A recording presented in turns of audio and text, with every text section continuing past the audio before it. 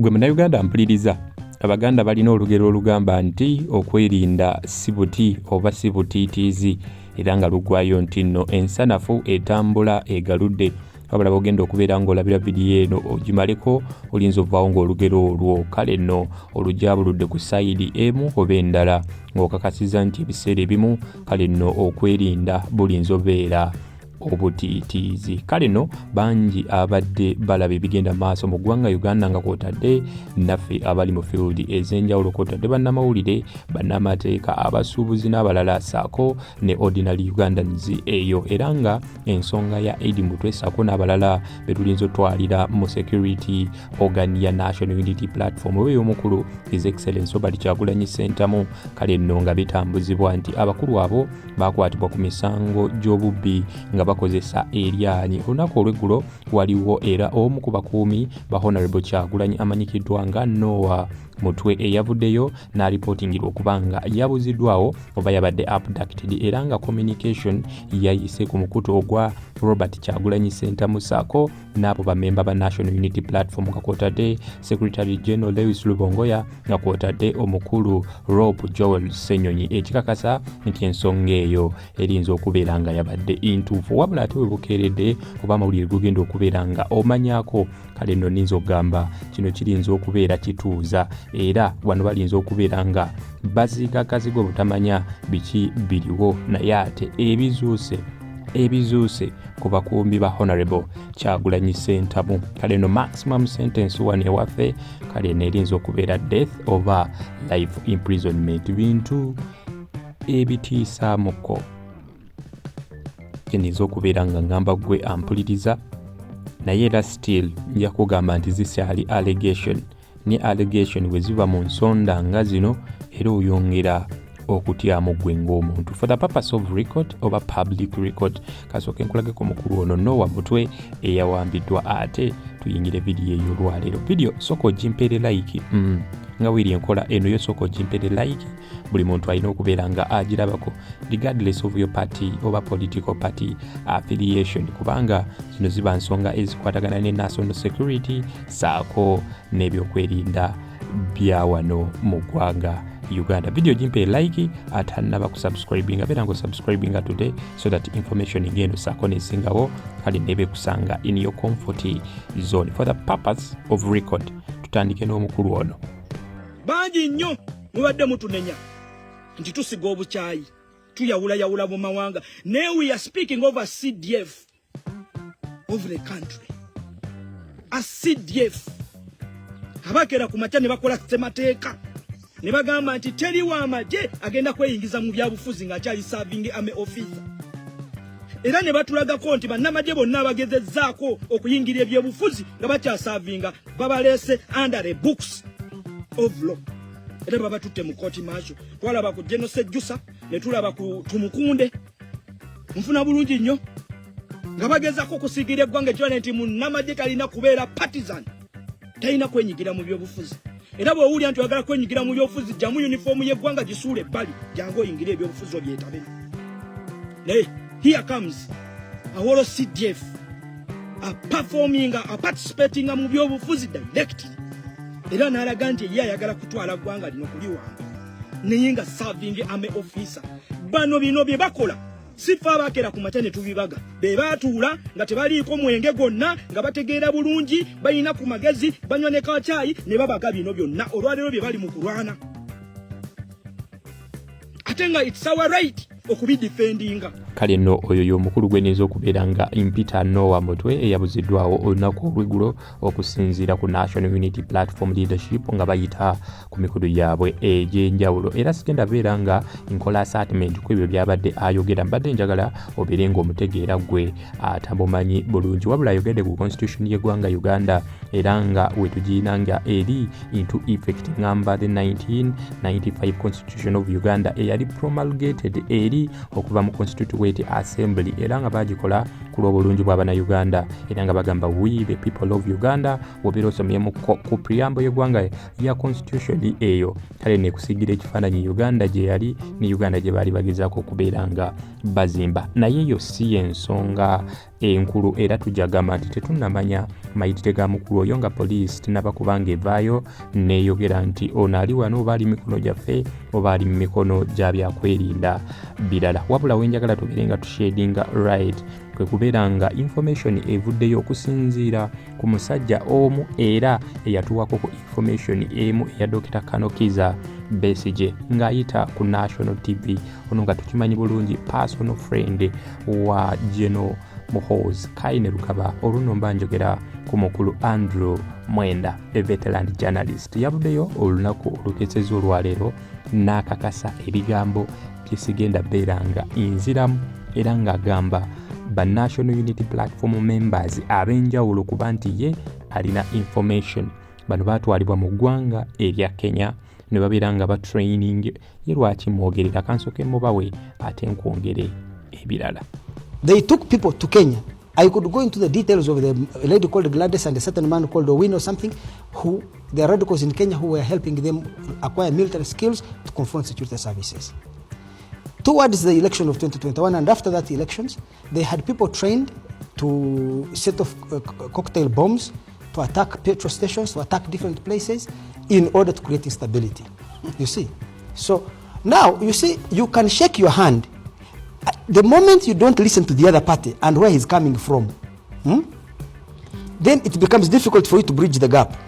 If the two of you are able to talk, you may not change many things fundamentally, but it's always important to understand the perspective from which the other person is coming. So please understand that Museveni is not necessarily looking at Kyagulanyi and there's a man called Zake whom he works with and all these other politicians. I don't want to go into all the names of the activities I've been doing. There's a lot of details about plans and even physical attacks in Kalerwe, in Nansana. There are petrol stations that were attacked and bombed by them. And I'm disinclined to believe that the intelligence organizations are lying. So you remember that the NUP was being organized as a paramilitary organization. You could see the uniforms they were trying, the drills they were trying to do. So it would be wrong for us to assume that the people who run the state are evil people who are only committed to the... Oyo bamuyita Andrew Mwenda, Andrew Mujunyi Mwenda, abatamutegeera. Okay, now I am right in the main captain's cockpit for this Mi-24 attack helicopter. I'm going to bomb the hell out of ADF in Congo, and by tomorrow you'll see masses of them surrendering at the border. So, news media, prepare for my assault on the ADF in Congo. Yoyo no veteran journalist njagamba nti no musajja yali prominent nnyo era tujagamba yomu basajja abajjukira mu politics w'eggwanga Uganda. Ono yali critic wa General Yoweri Kaguta Museveni saako ne gavumenti ye era misango mingi wobeera ogenze okusobamu prominent cases ezibadde wano mu ggwanga Uganda naddala ezitwaliramu bannamawulire. Kale no yalimu oba paati nyingi era nga luno omusango ogwa Andrew Mwenda versus other yali avaasinga Uganda. Musango gwali gumulopeddwa anda okubeera nga akola false accusation ku ggwanga Uganda. Byalimu awo ebya Congo, mwalimu ebya gold, byalimu ki olwo ne bahostinga programs ez'enjawulo. Tujjukira bulungi omukulu gwe tumanyi nga Ssemuju Nganda era yabyogerako ko nga bali kumpewo naye n'agamba ni Andrew Mwenda lwaki tubisitinga ku butabo oba tubisitinga ku Andrew Mwenda w'ebiseera biri. Naye si gye tugenda okubeera nga tugenda concentratinga koyo Andrew Mwenda ebyo byayogedde. Tujagamba nti ono ayina face gya representing obanga byayogera birinza okubeera nga byalininga ne state byebe yagadde okubeera nga eyogera ninga tesobola bireeta publicly. Kale no ono n'abeera nga abyogera. Tumujjukira bulungi ku musango guno gwe nnyini ogwa Besigye era tukkiriza bulungi nti omuntu akwatibwa abeera suspect. Wogenda mu constitution y'eggwanga, any person who is arrested is presumed innocent until proven guilty. Niye ayogera agamba bano bakulawe bati ne webati. And then I don't know if I haven't addressed my mind. Ayogedde ku bombinga petrol stations but sinaba kubeera nga manya ku petrol stations ezabombingirwa mu 2021 oba ne mweno kalentia maybe that I'm not informed. Munayita mu comment section embeera nga muntegeezaako manya basajja babeera n'ebyama ebituufu olumu nga ffe abapimye obummi amazzi. Tujjukire obusungu omukulu ono bwe yakozesa bwe yali ng'ayogera ku Dr. Kizza Besigye. Because these people of the opposition are trying to whip up sentiment. Let me make the point. Besigye was in a meeting planning to kill Museveni in cold blood. Did he subject Museveni to due process? In fact, I think Museveni is a very humane person. Why? Because Museveni could have kidnapped or abducted him from Nairobi, killed him from there, and would never have been seen. If it was me trying to kill me, I have no...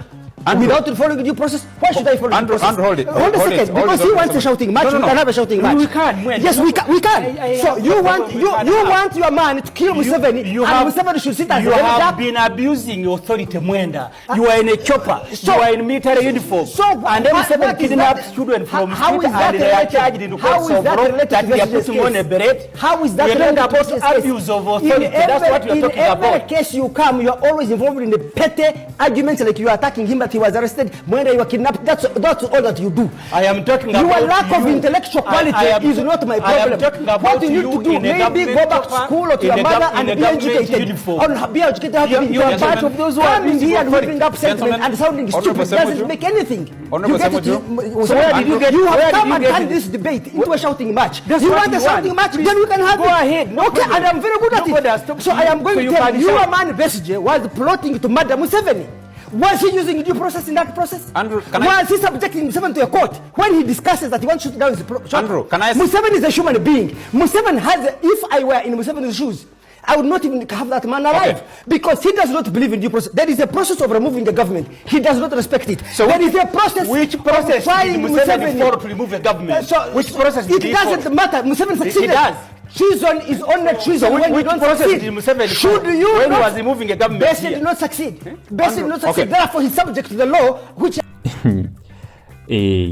That was Andrew Munyonyi Mwenda. Byeyogera bingi byalimu ensa era ebiseera ebisinga ng'oggyeko sentiments aside tulinza ogamba bibayira bituufu saako naffe okubeera nga twagala tubiconstituting mu ngeri ze tubeera nga twagala zibeere kyeninza okubeera nga njogera mu byayogedde ninza osooka okwakinologingamu ekintu kimu ate mmale mbeeko layiti gyensiiga. Ngenda sooka kudisagreeinga naye. Andrew Munyonyi Mwenda agambye nti Dr. Kizza Besigye yali ayagala ku mothering oba kutta General Kaguta Museveni, of which ngenda sooka disputing naye olw'ensonga those are allegations era ng'emisango gikyali mu kooti. General Kaguta Museveni naye tavangayo n'abeera ng'ayogera kintu ng'ekyo olw'ensonga waliwo kye tuyita due process nti omuntu yenna waakwatibwa ku kigambibwa abeera suspect era is presumed to be innocent until proven guilty. Era ogenda mu murder cases zonna ku kye bayita standard of proof bagamba erina okubeera nga eri beyond reasonable doubt oba nga teriimu kakunkuna wadde olw'ensonga nti criminal offenses gye gimu ku misango eminene ennyo era nga slight mistake esobola okubeera ng'eteeka obulamu bw'omuntu at stake. Bino si bya civil. That's why bagamba nti standard of proof erina kubeera beyond reasonable doubt. Gwe n'owoleeta obujulizi bwonna nga bulaga butuufu nene mubaamu ka doubt nti naye kano tekategeerekese. Such a person cannot be convicted. Olw'ensonga misango minene. Singa omuntu omuconvictinga nga wabaddewo ka doubt oyinza okwesanga nga sentence ya death kalabba oba bulamu bwe bwonna. That's why tetulina agamba abantu nti no bazza ng'ebintu bikyali mu kooti. Tulinde kooti esalewo kale n'ekintu kibeere bwe kityo. Ensonga gy'ayogeddeko entuufu omukulu Ssemujju amubuuzizza nti which due process do President Museveni follow when he was overthrowing about his government. Amuzeemu n'amugamba but President Museveni succeeded, of which it is true. Era bw'ogoberera amateeka international law, yes, tebiri mu constitution yaffe oba mu statutes, but waliwo amateeka agafuga ensi yonna kwe zitambulira era ng'ezimu ku nkola zetulinza okugamba ezirinza okyusa government, it is revolutions oba zicoups zigwa under that, but that can only be legal ng'ebadde of success. Naye kasite failinga it is illegal. So kyabadde agezaako okugamba nti Besigye ya failinga okuggyako President Museveni ne bamugwamu. That's why he's subject to the law. If at all it is all true, And I think if you have a doubt in that, you can go and read about Kelesian theory. Abannayuganda tetwagala kubeera nga tusoma, but when you read that Kelesian theory ejjayo bulungi etya grand norm empya weyinza okubeera nga installingibwa mu ggwanga after revolution, era naye existatinga bulungi. If at all you fail in that, then you can be subject to law. So if you choose to take that route of ousting a government, it means you have to succeed. If you don't succeed, then you will be subject to the law. Nage research leero ndamukoze nga awera mbadde nyina okupassing on this information. Disagreeing nange, you can go on and make some clarifications on that. Naye nga ensonga eri serious nnyo. Njagala nkulekere katambi kano aka National Unity Platform kubanga Andrew Mwene era abadde abyogerako, naye ate tebiina mateeka gonna gebikontana nago. Wenda abadde nsoma mu constitution y'eggwanga Uganda twaliramu penal codes. No, tewaliwo etteeka lyonna ate nno nizo gamba nti ye yalinza okubeera nga yamenye etteeka we yayambala ekyambalo ng'alina mu ccupa ya UPDF. Ne bano bayambala bwambazi byabwe ne banyuma nga bifaanagana. Ate ye agamba ezo zaali military drills. Kyensuubira nti si kituufu.